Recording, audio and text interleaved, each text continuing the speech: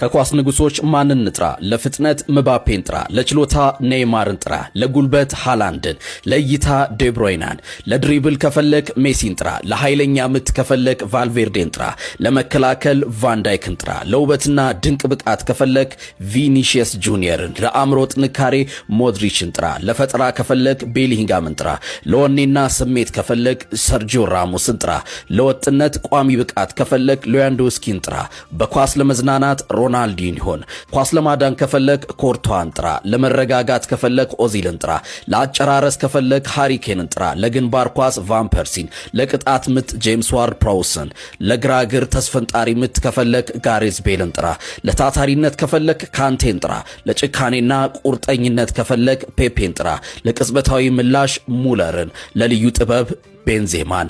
እነዚህን ሁሉ በአንድ ላይ ከፈለክ ግን የምንጊዜውም ታላቅ ተጫዋች የሆነውን ክርስቲያኖ ሮናልዶን ጥራ። እውነተኛ የሮናልዶ አድናቂ ይህንን አይቶ CR7 ብሎ አስተያየት ሳይጽፍ አያልፍም።